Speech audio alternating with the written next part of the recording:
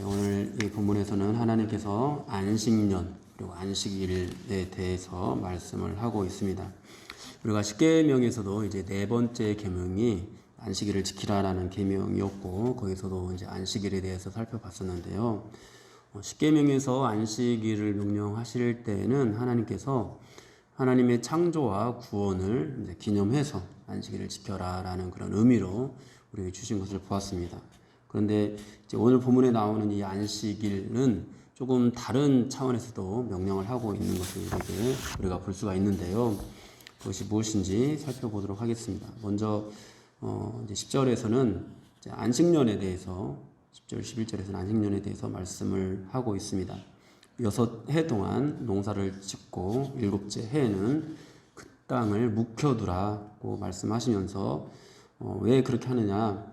그렇게 함으로써 가난한 자들이 먹게 하라고 그렇게 말씀을 하고 있습니다. 심지어 들짐승들까지도 먹게 하라 이렇게 말씀을 하고 있습니다. 이스라엘 백성들 사이에서 땅이 없어 농사를 짓지 못하는 그런 가난한 사람들이 안식년에는 이제 땅이 없어도, 자기 땅이 없어도 다른 사람들의 땅이어도 그 땅에서 나오는 소출을 먹게 하신 것입니다. 세상 어디에도 없는 그런 말씀이죠. 단지 이 연약한 사람들을 힘들게 하지 말라라는 금지 규정을 뛰어넘어서 그들이 먹고 살 수 있도록 적극적으로 그들을 배려하게 하시는 그런 명령입니다. 이런 안식일의 의미는 또 레위기에서도 우리에게 또 말씀을 하고 있는데요. 레위기 25장에서 안식일에 대한 규례가 또 다시 언급이 되고 있습니다. 그런데 6절 7절에서 레위기 25장 6절 7절에서 어떻게 말씀하고 있냐면은 안식년의 소출은 너희가 먹되 너와 내 남종과 여종과 내 품꾼과 너와 함께 거류하는 자들과 내 가축과 내 땅에 있는 들짐승들이 다 그 소출로 먹을 것을 삼을지니라 이렇게 말씀을 하고 있습니다. 이제 레위기에서 말씀하는 것은 너도 먹으라는 것이 또 포함이 됩니다. 그런데 너만 먹는 것이 아니라 모든 사람, 심지어 짐승들까지도 다 먹게 하라고 그렇게 말씀을 하고 있습니다. 이 안식년을 명하시면서 단순히 그 땅을 쉬게 하라라는 그런 의미로만 주지 않으시고 모든 사람들이 거기서 나오는 소출을 먹을 수 있도록 그렇게 말씀을 하신 것입니다. 그렇게 해서 이스라엘 모든 백성들에게 하나님의 자비가 흘러가도록 하셨습니다.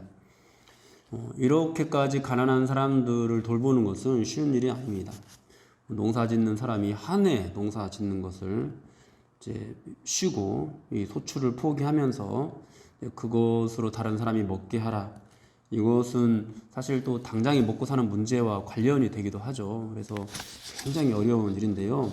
하나님께서는 그 안식년을 명령하시면서 또 이런 말씀도 주셨습니다. 레위기 25장 18절에서 22절까지 한번 읽어보겠습니다. 너희는 내 규례를 행하며 내 법도를 지켜 행하라. 그리하면 너희가 그 땅에 안전하게 거주할 것이라. 땅은 그것의 열매를 내리니 너희가 배불리 먹고 거기 안전하게 거주하리라. 만일 너희가 말하기를 우리가 만일 7째 해에 심지도 못하고 소출을 거두지도 못하면 우리가 무엇을 먹으리요 하겠으나 내가 명령하여 6째 해에 내 복을 너희에게 주어 그 소출이 3년 동안 쓰기에 족하게 하리라. 너희가 8째 해에는 파종하려니와 묵은 소출을 먹을 것이며 9째 해에 그 땅에 소출이 들어오기까지 너희는 묵은 것을 먹으리라. 네, 우리는 참 연약하고 또 우리의 마음이 약해서 하나님께 이런 항의를 하게 되죠. 하나님, 7째에 우리가 농사를 쉬게 되면은 무엇을 먹고 살란 말입니까? 그런데 하나님께서는 마치 이제 그 만나를 내리실 때와 똑같이 6째 해에 그해 먹을 것, 내년에 먹을 것, 심지어 그 다음에까지 3년 동안 먹을 것, 이 소출을 다 주시겠다고 그렇게 말씀을 하고 있습니다. 이 가난한 사람들을 돌볼 때 부족하게 되는 것들을 그냥 부족하게 살게, 그냥 부족함에도 불구하고 너희가 도와라 이렇게 말씀하시는 것이 아니라 부족하지 않게 다 채워주시겠다고 그렇게 말씀을 하고 있는 것이죠. 그런데 여러분, 이스라엘 백성들은요 안식년을 지키지 않았습니다. 못한 것이 아니라 안 왔다고 이렇게 안 한 것이라고 봐야 될 것 같은데요. 성경 어디에도 그들이 안식년을 지켰다라는 그런 기록은 없고, 이제 안식년에 대해서 후에 이제 역대하에서 어떻게 말씀을 하고 있냐면, 안식년 이 땅을 쉬게 하는 것에 대해서 역대하 36장 21절을 보니까, 이에 토지가 황폐하여 땅이 안식년을 누림 같이 안식하여 70년을 지냈으니 여호와께서 예레미야의 입으로 하신 말씀이 이루어졌더라. 이렇게 말씀하고 있습니다. 결국 하나님께서 이스라엘 백성들이 바벨론 포로로 잡혀가게 하심으로써 그 땅이 안식하게 안식년을 누림 같이 안식했다라고 이제 성경에서 그렇게 표현을 하고 있습니다. 이스라엘 백성들은 뭐 이스라엘 백성들의 모습뿐만이 아니겠죠. 우리들의 모습도 아마 비슷할 것 같은데, 하나님께서 명령하신 그 의미대로 안식년을 지키지 못했고, 결국 하나님께서 이스라엘 백성들이 이제 하나님을 배반하고, 그래서 이제 이 바벨론 포로로 잡혀가게 하심으로써 징계를 하시게 되는데, 그런 징계하는 가운데 하나님께서 어떤 의미까지 더하셨냐면은 안식년을 누림같이 그 땅에 쉬게 하시는 그런 의미까지도 더하여 주시는 것을 볼 수가 있습니다. 오늘날에는 이제 농경 사회가 아니어서 직장 생활을 하면서 안식년을 누린다 이런 개념을 그대로 지키기는 어렵습니다. 1년 쉰다고 해서 그 소출을 가난한 사람들이 먹을 수 있게 되는 건 아니잖아요.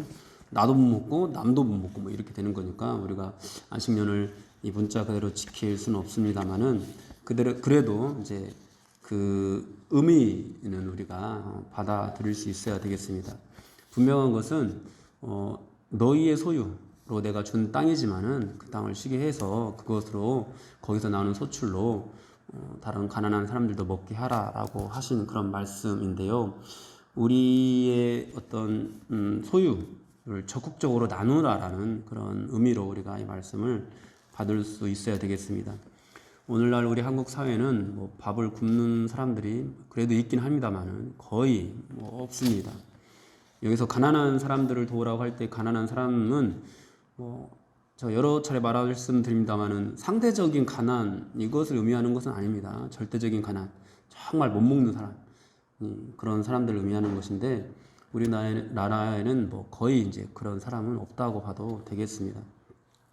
있다고 하더라도 이제 사회적인 어떤 제도들을 이제 살피면은 충분히 다 도움을 받을 수 있는 그런 장치들이 이제 우리 사회는 있죠. 그런데 이제 해외로 눈을 돌리면은 여전히 굶어 죽는 그런 사람들이 있습니다. 기본적인 교육을 못 받는 그런 어린이들도 많이 있고요. 그래서 우리 교회에서도 해외 어린이들을 돕는 그런 분들이 있는데요. 그런 도움의 손길들 우리가 좀 더 적극적으로 할 수 있어야 되겠고, 또 앞으로도 할 수만 있다면 더 늘려나갈 수 있는 그런 태도들을 우리가 가질 수 있어야 되겠습니다. 저는 개인적으로 오래전에 이런 말씀을 마음에 새기고, 제가 이제 속해 있는 선교단체나 또 교회에서 헌금하는 거 외에 저는 개인적으로 심장병 어린이들을 이제 후원하고 있는데요. 참 기도 제목도 이제 문자로 날라오고 참 그렇게 뿌듯할 수가 없더라고요. 예전에 이제 연예인인 이제 차인표 씨가 이제 그런 돕는 일들을 많이 하잖아요.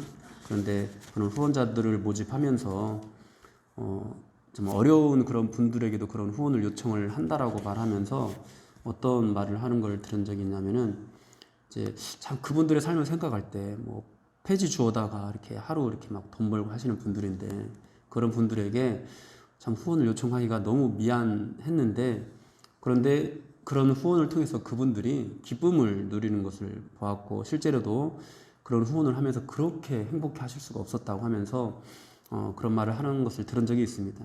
그러니까 이것은 뭐냐면은, 여러분, 우리 먹고 살기도 힘들고 어려울 수 있어요. 근데 사실 우리는 먹고 사는 것, 이게 절대적인 가난은 아니거든요. 상대적인 가난으로 힘들어하는 거지. 그런 가운데서 우리가 이것을 나눌 때 하나님께서 우리에게 훨씬 더 큰 행복을 주신다라는 거죠. 그러니까 이것은 우리 것을 포기해라 이런 것이 아니라 우리가 누리지 못한 어떤 기쁨과 행복들을 하나님께서도 누리게 해주시는 그런 수단이기도 하다라는 것입니다. 분명히 또 이런 섬김은 오늘 하나님께서 레위기 말씀에서 우리에게 주신 것처럼 부족한 가운데서 나누게 하지 않으시고 또 그렇게 베푼 만큼 하나님께서 우리에게 충분한 것들을 주시겠다는 약속도 함께 주고 있으니까요. 이것을 믿고 우리가 좀 더 적극적으로 섬길 수 있어야 되겠습니다. 이어서 하나님께서 또 안식일을 명령하시면서 또 비슷한 의미로 안식일을 명령하고 있습니다. 쉼을 12절에 보면은 이제 쉼을 강조하면서 소와 닭이 그리고 여종의 자식들 나그네가 숨을 돌리게 하라 이렇게 말씀을 하고 있습니다.